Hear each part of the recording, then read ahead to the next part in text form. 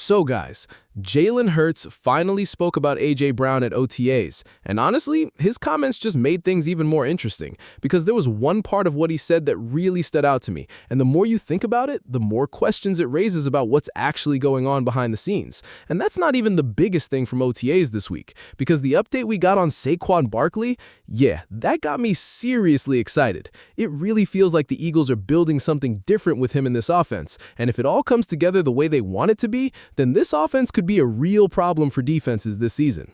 What's up, Birds Gang? Welcome back to the NFL Playbook Eagles. If you're new here, don't forget to hit that subscribe button. Let me start with Jalen Hurts, because this is the part that people are talking about the most right now. At OTAs, a reporter asked him straight up about A.J. Brown, about the trade rumors, and Hurts, he took his time, like he really sat with that question. He wasn't rushing to answer it, he wasn't trying to shut it down fast, he just paused. And then, when he finally spoke, he said, "Nothing can replace all the greatness that we achieved together." And I'm not going to sit here and pretend that didn't hit different, because think about what that sentence actually is. It's past tense. He said achieved, not are achieving, not will achieve, achieved. Like something that already happened, like something that's already done. And I haven't even gotten to the craziest part yet. These two guys weren't just teammates. We're talking about guys who were on recruiting visits together before they were even in college. Guys who were FaceTiming each other, staying connected through everything. And now, Hurts is sitting at OTAs saying he hasn't spoken to A.J. Brown since the end of the season. Not one text, not one call, nothing. And I get it. People are going to say, look, it's a business. Things happen. Relationships change. And yeah, that's true. But when your quarterback and your number one receiver haven't talked all offseason and the quarterback gets asked about it on camera and the answer he gives sounds more like a tribute than a teammate talking about his guy, that tells you something real is going on behind closed doors. Now here's where the A.J. Brown situation gets even more complicated, because on the trade side, things are not moving the way people expected. The Eagles and the Patriots have been the two sides most connected to this whole thing, and right now, they are stuck. The Eagles want a first-round pick in 2027. The Patriots are not willing to give that up. Not right now, anyway. And what that means is this thing could drag on for a long time. The market for A.J. Brown right now is honestly softer than people expected, and that's wild to me.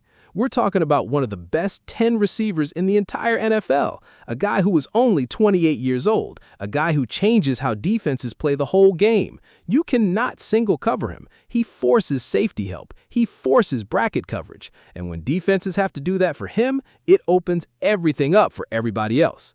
That's not a player that should have a soft trade market, but right now, that's exactly where things are. And I think part of the reason is the compensation. You're talking about paying him $29 million this season, you're giving up a high draft pick, and some teams are also looking at his knee situation because it has been an ongoing thing for a while now. So when you add all that up, a lot of teams are sitting back and saying, let's just wait and see rather than jumping in. But here's what I keep coming back to. Mike Vrabel and the Patriots won him, and nobody knows A.J. Brown better than Mike Vrabel. He coached him. He knows exactly what that knee situation looks like. He knows exactly what he's getting. And if Vrabel is still pushing for this trade, that tells me the concerns about Brown's health are probably being blown way out of proportion. So where does this actually end up? Honestly, I think the Patriots eventually give something up, but it might not be a 2027 first-rounder. It might be a future pick down the road, a 2028 or 2029 first-round pick, or maybe a package of picks that adds up to similar value. Howie Roseman is too smart to just give A.J. Brown away. He's going to squeeze every single thing he can out of this situation before he lets it go. And that's actually the smart move, because there's no real deadline for the Eagles right now. June 1st just about to pass, which means the cap hit splits and trading him becomes a lot easier financially. But that doesn't mean they have to rush. They can sit and wait and let other teams start feeling the pressure. Now here's something people are completely sleeping on right now, and this is the part that nobody is really connecting to the A.J. Brown situation. While all this drama is going on at the receiver position, the Eagles quietly went out and signed Jonathan Jones, and I don't think people are giving this move enough credit.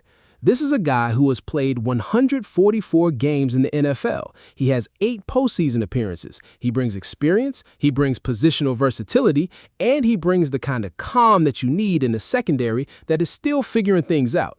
Now look, he is 32 years old, and yes, he dealt with a hamstring injury last year that cost him some time. That's real. That's a legitimate concern. But when you look at what he brings to this defense in terms of leadership and flexibility, this signing makes a lot more sense than people are giving it credit for. And this is actually important because the Eagles are counting on Riq Woolen to come in and be a real answer at outside corner opposite Quinyon Mitchell. If Woolen comes in and plays well, this defense has options. This defense has pieces it can move around. But if Woolen struggles or gets hurt, Jonathan Jones becomes a whole lot more important really fast. So this is not just a depth signing. This is an insurance policy. And Vic Fangio being comfortable enough with this group to say he wants to take things to the next level, that tells you something about where this defense is headed. Now let's talk about something that actually had me smiling this week, because the Saquon Barkley update from OTAs was not something I expected. The Eagles are moving to more of an outside zone running scheme under new offensive coordinator Sean Mannion, and Saquon himself has been talking about how different this is for him. He even called up Todd Gurley to get some advice about how to handle this style of running, because he knows it's a different ask than what he's used to.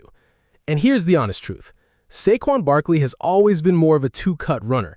If you watch him in his best moments, he's making multiple moves, he's dancing, he's getting his feet going, and then exploding through a gap. Inside zone has always been where he's looked most comfortable. Outside zone is different. It asks you to be patient. It asks you to run laterally, read the blocks, and then hit one clean cut upfield. That's it. One cut and go. And historically, the guys who have done that best are the ones who trust their eyes and don't overthink it. Now, I'm not going to sit here and pretend this isn't a real adjustment. That's honest. But here's why I'm still excited about it. Because the Eagles have the offensive line to make this work. These guys can move laterally. They can get to the second level. Landon Dickerson, Jordan Mailata, these are not small men trying to reach block in space. These are physical, athletic offensive linemen who were basically built for this kind of scheme. And Saquon? He's not just any running back being thrown into a new system. He is a generational talent. The vision, the burst, the balance, it's all still there. We saw that last season. 13 touchdowns, over 1,300 rushing yards. He ran for 2,000 yards the year before that. This man knows how to play football. And here's the thing that really got me going this week. At OTAs, the guys who were coming back from injuries looked sharp. Andrew Mukaba was out there moving around like his old self, rangy, fast, covering ground the way he did in training camp before he got hurt. Johnny Wilson was getting first-team reps with A.J. Brown not there. And the energy around this offense from everyone who was at practice was genuinely positive. 70% of the snaps were coming from under center. That's a big shift from what this offense has been the last few years. And Hurts looked comfortable in it. He was making quick decisions, the ball was coming out fast, underneath throws to the running backs, timing routes over the middle, everything looked clean and connected.